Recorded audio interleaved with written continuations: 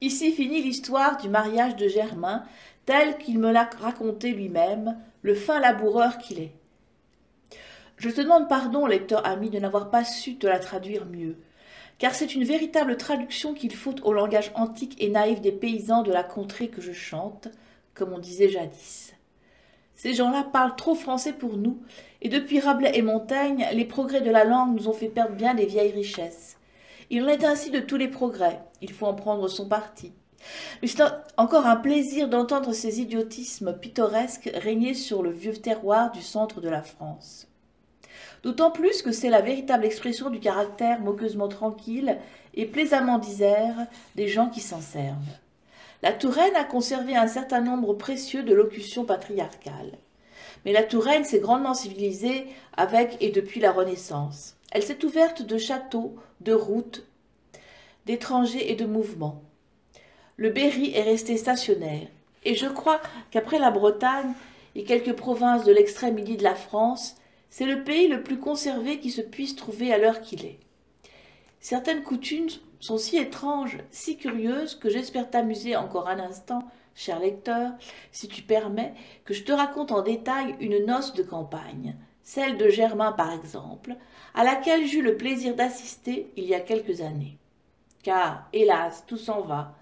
Depuis seulement que j'existe, il s'est fait plus de mouvements dans les idées et dans les coutumes de mon village qu'il ne s'en était vu durant des siècles avant la Révolution. Déjà, la moitié des cérémonies celtiques, païennes ou Moyen-Âge, que j'ai vues encore en pleine vigueur dans mon enfance, se sont effacées. Encore 1 ou 2 ans peut-être, et les chemins de fer passeront leur niveau sur nos vallées profondes, emportant avec la rapidité de la foudre nos antiques traditions et nos merveilleuses légendes. C'était en hiver, aux environs du carnaval, époque de l'année où il est séant et convenable chez nous de faire les noces. Dans l'été, on n'a guère le temps, et les travaux d'une ferme ne peuvent souffrir 3 jours de retard, sans parler des jours complémentaires affectés à la digestion plus ou moins laborieuse, de l'ivresse morale et physique que laisse une fête. J'étais assis sous le vaste manteau d'une antique cheminée de cuisine, lorsque des coups de pistolet, des hurlements de chiens et les sons aigus de la cornemuse m'annoncèrent l'approche des fiancés. Bientôt, le père et la mère Maurice, Germain et la petite Marie, suivis de Jacques et de sa femme, des principaux parents respectifs et des parents et marraines des fiancés, firent leur entrée dans la cour.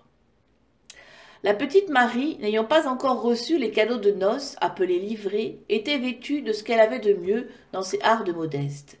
Une robe de gros drap sombre, un fichu blanc à grands ramages, de couleur voyante, un tablier d'incarnat, indienne rouge fort à la mode alors et dédaigné aujourd'hui, une coiffe de mousseline très blanche, et dans cette forme heureusement conservée qui s'appelle la coiffure d'Anne Boleyn et d'Agnès Sorel.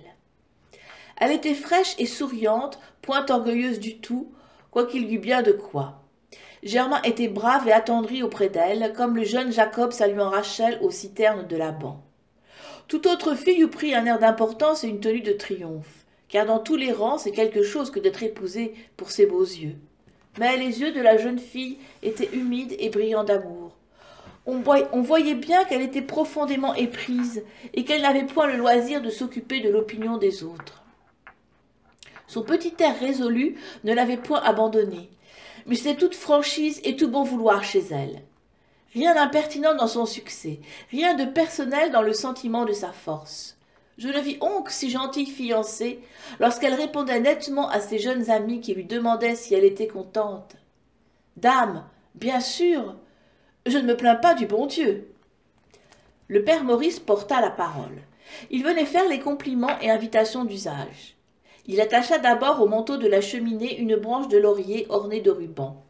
Ceci s'appelle l'exploit, c'est-à-dire la lettre de faire-part. Puis il distribua à chacun des invités une petite croix faite d'un bout de ruban bleu, traversée d'un autre bout de ruban rose. Le rose pour la fiancée, le bleu pour l'épouseur. Et les invités des 2 sexes durent garder ce signe pour en orner les uns leurs cornettes, les autres leurs boutonnières le jour de la noce. C'est la lettre d'admission, la carte d'entrée. Alors, le père Maurice prononça son compliment. Il invitait le maître de la maison et toute sa compagnie, c'est-à-dire tous ses enfants, tous ses parents, tous ses amis et tous ses serviteurs, à la bénédiction, au festin, à la divertissance, à la dansière et à tout ce qui s'ensuit. Il ne manqua pas de dire « Je viens vous faire l'honneur de vous semondre ». Locution très juste, bien qu'elle nous paraisse un contresens, puisqu'elle exprime l'idée de rendre les honneurs à ceux qu'on en juge dignes. Malgré la libéralité de l'invitation, portée ainsi de maison en maison dans toute la paroisse, la politesse, qui est grandement discrète chez les paysans, veut que 2 personnes seulement de chaque famille en profitent, un chef de famille sur le ménage, un de leurs enfants sur le nombre. Ces invitations faites, les fiancés et leurs parents allèrent dîner ensemble à la métairie. La petite Marie garda ses 3 moutons sur le communal, et Germain travaillait à la terre comme si de rien n'était.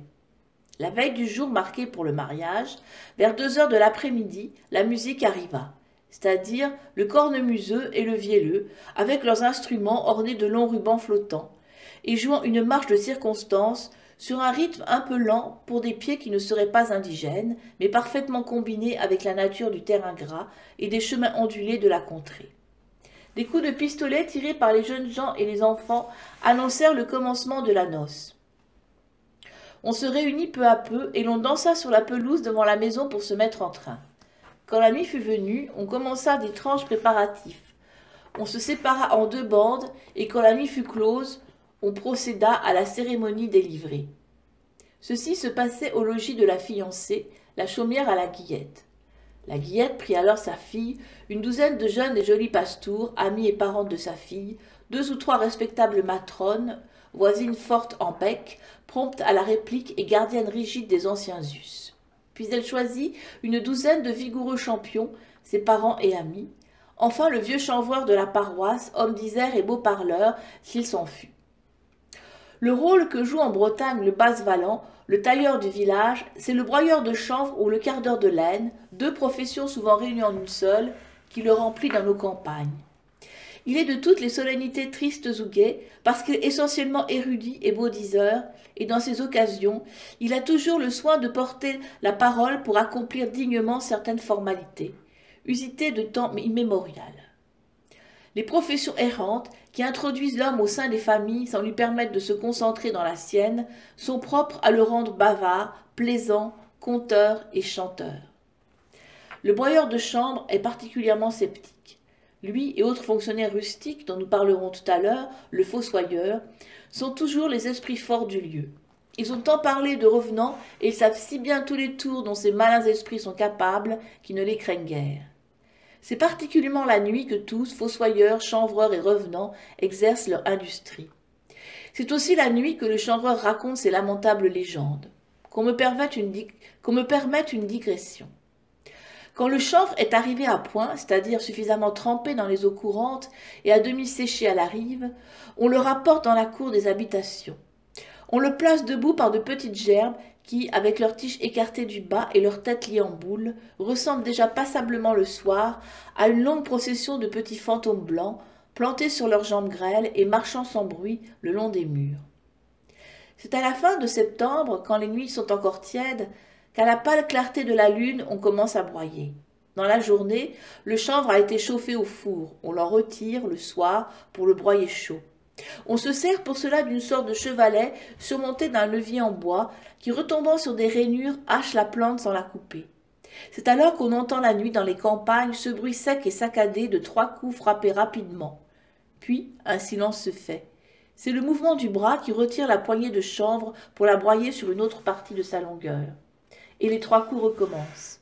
C'est l'autre bras qui agit sur le levier, et toujours ainsi jusque la lune soit voilée par les premières lueurs de l'aube. Comme ce travail ne dure que quelques jours dans l'année, les chiens ne s'y habituent pas et poussent des hurlements plaintifs vers tous les points de l'horizon. C'est le temps des bruits insolites et mystérieux dans la campagne. Les grues émigrantes passent dans des régions où en plein jour l'œil les distingue à peine. La nuit, on les entend seulement. Et ces voix rauques et gémissantes, perdues dans des nuages, semblent l'appel et l'adieu d'âmes tourmentées qui s'efforcent de trouver le chemin du ciel, et qu'une invisible fatalité force à planer non loin de la terre, autour de la demeure des hommes. Car ces oiseaux voyageurs ont d'étranges incertitudes et de mystérieuses anxiétés dans le cours de leur traversée aérienne. Il leur arrive parfois de perdre le vent lorsque des brises capricieuses se combattent ou se succèdent dans les hautes régions. Alors on voit, lorsque ces déroutes arrivent durant le jour, le chef de file flotter à l'aventure dans les airs, puis faire volte-face, revenir se placer à la queue de la phalange triangulaire, tandis qu'une savante manœuvre de ses compagnons les ramène bientôt en bon ordre derrière lui. Souvent, après de vains efforts, le guide épuisé renonce à conduire la caravane.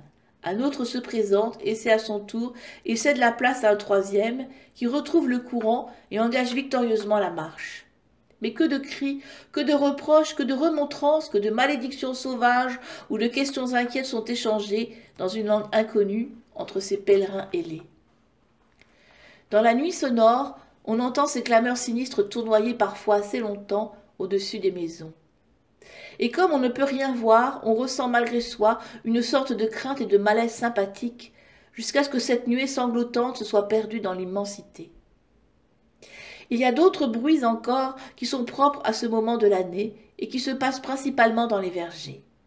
La cueille des fruits n'est pas encore faite, et 1000 crépitations inusitées font ressembler les arbres à des êtres animés. Une branche grince en se courbant sous un poids arrivé tout à coup à son dernier degré de développement. Ou bien une pomme se détache et tombe à vos pieds avec un son mat sur la terre humide. Alors vous entendez fuir, en frôlant les branches et les herbes, un être que vous ne voyez pas.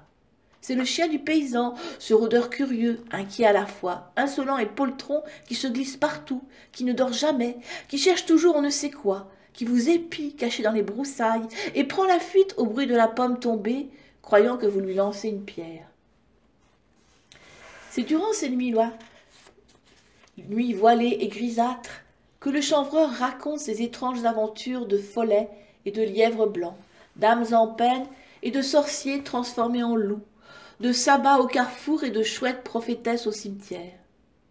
Je me souviens d'avoir passé ainsi les premières heures de la nuit autour des broyes en mouvement, dont la percussion impitoyable, interrompant le récit du chanvreur à l'endroit le plus terrible, nous faisait passer un frisson glacé dans les veines.